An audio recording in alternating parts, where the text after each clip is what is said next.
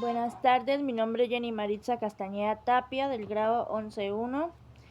Voy a leer el libro El Príncipe de Nicolás Maquiavelo, capítulo 10 y 11.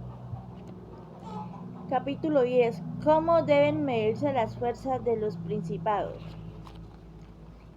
Al principado es bastante grande para que en él haya el soberano, en caso necesario con que sostenerse por sí mismo, o es tal en el mismo caso se vea obligado a implorar el auxilio ajeno.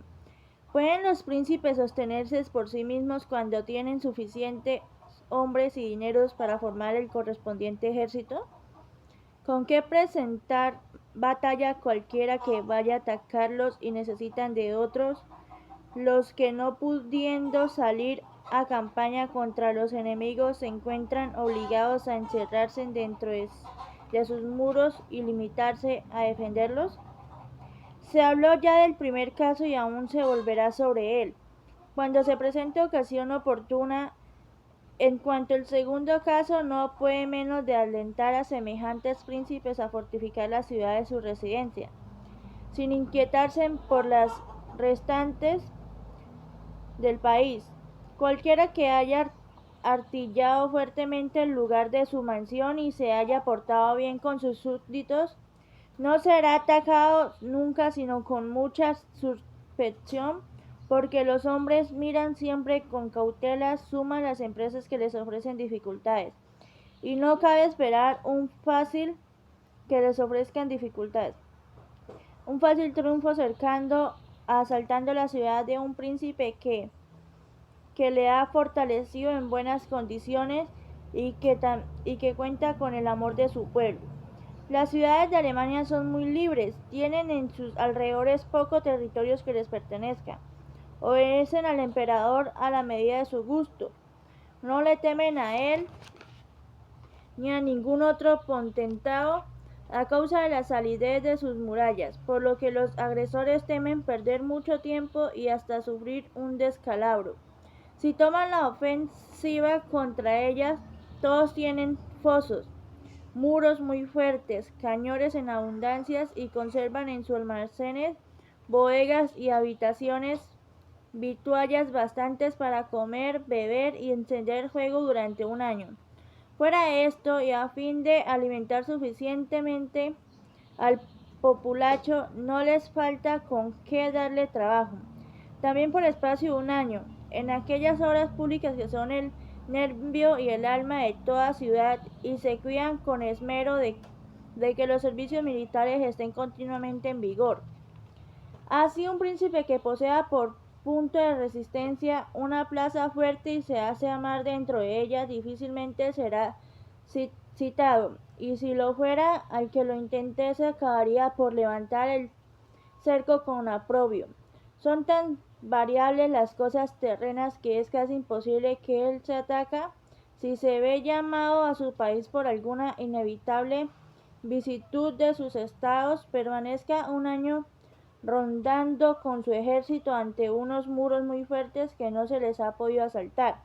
Si alguien objetase que en el caso de que teniendo un pueblo sus posesiones afuera las viera quemar, perdería la paciencia, y su interés le haría olvidar el de su príncipe. Responderé que un monarca poderoso y valiente superará siempre esas dificultades, ya dando esperanzas a sus gobernados de que el mal no durará mucho, ya amenazándoles con las represalias y crueldades que cometería el enemigo. Ya en fin, poniendo a buen recaudo a aquellos súbditos que le pareciesen muy osados en sus quejas, aparte de lo cual, habiendo el enemigo desde su llegada incendiado y devastado el país, cuando estaban los citados en el ardor de la defensa, el príncipe debe abrigar tanta menos desconfianza después, cuando que pasados varios días los ánimos se habrán enfriado. Los males se habrán sufrido, los daños estarán hechos y no quedará ya remedio alguno. Los ciudadanos entonces se unirán mejor a él precisamente porque ha contraído con ellos una nueva obligación, a consecuencia de haberse arruinado sus casas y sus posesiones en defensa suya. La naturaleza de los hombres es de obligarse unos a otros lo mismos por los beneficios que conceden que por los que reciben, de donde es preciso concluir que, considerándolo todo bien, no le es difícil a un príncipe prudente, desde el comienzo hasta el final de un sitio, conservar inclinados a su persona los ánimos sus conciudadanos, si no les falta con qué vivir ni con qué defenderse. Capítulo 11. De los principados eclesiásticos. Réstame hablar ahora de los principados eclesiásticos, en cuya adquisición y posesión no existe ninguna dificultad, pues no se requiere el efecto ni de valor ni de buena fortuna. Tampoco su conservación y mantenimiento necesita una de ambas cosas, o de las dos reunidas, por cuanto el príncipe se sostiene en ellos por ministerio e instituciones que fundadas de inmemorial son tan poderosas y poseen tales propiedades que le aferran a su estado de cualquier modo que proceda y se conduzca. Únicamente estos príncipes tienen estados en verse obligados a defenderlos, y súbditos, sin experimentar la molestia de gobernarlos. Los estados, aunque indefensos, no les son arrebatados, y los súbditos, aun creciendo de gobierno, no se preocupan de ello lo más mínimo, ni piensan en mujar de soberano en modo alguno, y ni siquiera podrían hacerlo, porque lo cual semejantes principados son los únicos en que reinan la prosperidad y la seguridad. Pero como son gobernados por causas superiores a que la razón no alcanza, les pasaré en silencio. No habrá temeridad presuntuosa en discurrir sobre unas soberanías establecidas y conservadas por Dios mismo. Sin embargo, alguna me preguntará a causa de que la Iglesia romana se haya elevado aún las casas temporales a tan superior pobreza como le he contemplado hoy. Porque antes el Papa Alejandro, la dominación pontífica era tan limitada que no ya los pontificados italianos, sino el más modesto varón y el más humilde señor hacían escaso aprecio de ellas las cosas temporales, mientras que ahora arruina a Venecia y atemoriza a todo un rey de Francia, hasta el punto de echarle de la península, y por conocidos que estos sean, no juzgo inútil representados con toda puntualidad. Con anterioridad a la venida del monarca francés Carlos a Italia, esto se hallaba políticamente distribuida en 5 nacionalidades: Estados Pontificos, Venecia, Reino de Nápoles, Ducado de Milán y Florencia.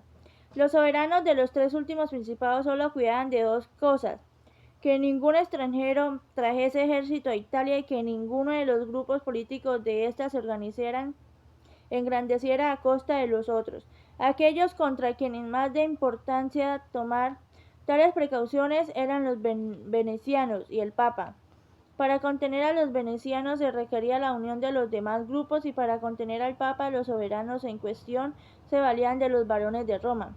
Pero por hallarse dividida en 2 facciones, lo que los ursinos y la de los colonnas, hallaban incesantes motivos de disputa y desenvalentían la espada unos contra otros a la vista misma del pontífice, a quienes intentaban continuamente, de donde resultaba que la potestad temporal de la Santa Sede permanecía siempre débil y vacilante.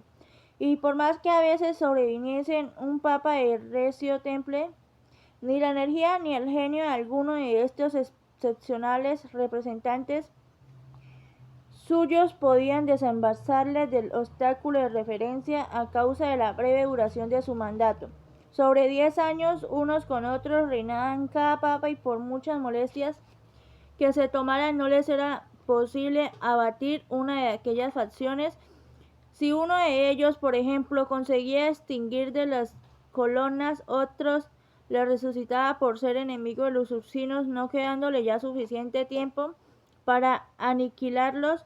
Después, con lo que sucedía que hacían poco caso de las fuerzas temporales del Papa en Italia. Pero se presentó Alejandro, el cual, mejor que sus precedores, demostró hasta qué punto le era dable a un papa con su dinero y con sus fuerzas triunfar de los demás príncipes, tomando por instrumento a su hijo César Borgia, duque de Valentinois, y aprovechando la ocasión del paso de los franceses, ejecutó cuantas cosas llevó referidas al hablar de las acciones de dicho duque, bien que su intención no hubiese sido aumentar los dominios de la Iglesia, sino únicamente proporcionar otros grandísimos a sus hijos. Ocasionó el engrandecimiento del Papa, que a la muerte del duque heredó el fruto de sus guerras. Cuando luego adivinó Julio al solio pontificio, encontró a la Iglesia muy poderosa y en posesión de toda la Romaña. Los varones de Roma carecían de fuerza porque Alejandro, con los diferentes modos de lograr la derrota de sus facciones, les había destruido. Julio halló también abierto el camino para atesorar por algunos medios que Alejandro no había puesto en práctica. Nunca solo siguió el curso trazado por este, sino que además tomó el distinguo de conquistar a Bolonia, reducir a los venecianos y arrojar de Italia a los franceses. Empresas todas las que salieron bien y con tanta más gloria para el mismo, cuando que llevaba la mira de acrecentar el patrimonio de la Iglesia y no de ningún particular. Amén de esto, mantuvo las facciones de los ursinos y de los colonnas en los mismos términos en los que la halló, y aunque había en ellas algunos jefes capaces de turbar el Estado, permanecieron sumisos por los que tenía espantado el poder de la Iglesia, y no había en el Sacro Colegio cardenales que fuesen de sus familias, lo que era causa de sus dimensiones. Tales facciones no se sosegarán mientras cuenten con algunos cardenales, por ser estos los que mantienen en Roma y fuera de ella unos partidos que sus deudos se ven obligados a defender, y así es como las discordias y las guerras entre los varones dinaman de la ambición de dichos prelados. Por ende, al suceder